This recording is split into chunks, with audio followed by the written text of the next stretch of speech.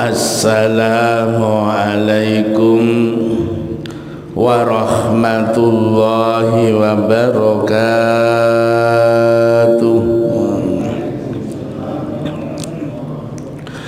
Bismillahirrahmanirrahim. Alhamdulillah. Alhamdulillahilladzi akhyana ba'dama amatana wa ilaihin nusyur. Qala an-nabi as-salatu imaduddin faman aqamaha faqad aqamad-din wa man tarakaha faqad hadamad-din. Al-hadis atau kama qala. Bapak Ibu jamaah subuh rahimakumullah, Nabi bersabda dalam sebuah hadis, as-salatu imaduddin, salat itu adalah tiang agama Islam.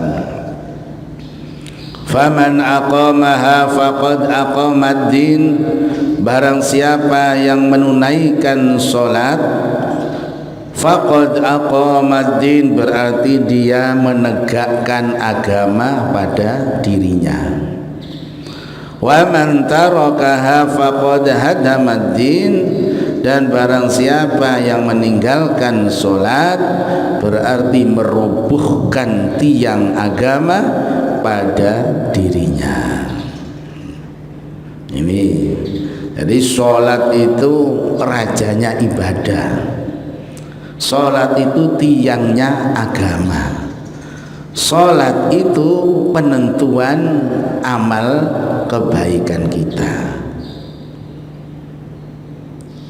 Makanya ibadah yang langsung penyampaiannya langsung diberikan oleh Allah yaitu hanya sholat, yang lain melalui malaikat. Khususia sholat, Nabi dipanggil oleh Allah ke Sidratul Muntaha untuk menerima rajanya ibadah, tiangnya agama, yaitu penentuan nilai ibadah. Wa fiha asru khisalin, dan di dalam sholat itu ada 10 kebaikan. Nah ini penjelasannya.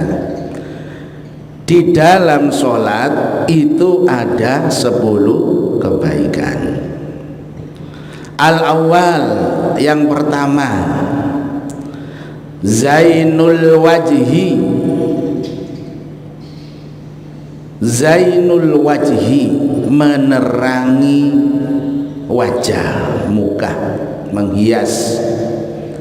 Zainul wajhi, menghiasi wajah manusia. Jadi orang yang sholatnya bagus, orang yang menjaga sholat, orang yang memperbanyak sholat, itu wajahnya menyenangkan, dihiasi oleh Allah, tampak sinar, cahaya ilahi memancar pada wajah seseorang. Nah ini terkandung dalam sholat yang pertama, zainul wajhi, yaitu cahaya di wajahnya. Yang kedua, asani, yang kedua, apa yang terkandung dalam sholat? Wa nurul qalbi, cahaya hati. Jadi orang itu kalau sholatnya sudah bagus, hatinya tenang. Kalau hatinya tenang, itu hidupnya tentram, tidak ada gejolak di dalam hatinya, karena diberi oleh Allah yang namanya nurul qalbi, cahaya hati. Nah, ini yang sekarang banyak orang kena penyakit, gak bisa tidur, itu karena hatinya gak tenang. Walaupun hartanya bertumpuk, dia berpangkat, malam gak bisa tidur. Karena apa? Hatinya tidak tenang. Orang yang rajin sholat, orang yang berbanyak sholat, hati hatinya diberi oleh Allah nurul qalbi, cahaya hati ketenangan. As-salisu, yang ketiga kebaikan yang ada dalam salat itu apa? Warahatul badani, kesehatan badan. Kesehatan badan. Jadi orang yang menjaga sholatnya, orang yang memperbanyak sholatnya, badannya akan disehatkan oleh Allah. Loh kok mengapa? Sholat kok sehat? Ini pernah diteliti oleh Dr. Romli, orang ahli kesehatan.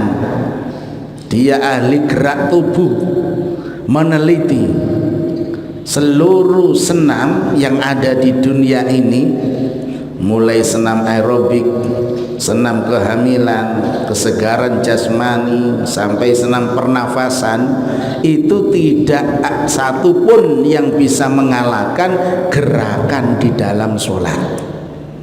Tidak satu pun senam yang berkembang di dunia ini mengalahkan bagusnya dan lengkapnya gerakan di dalam sholat. Sehat.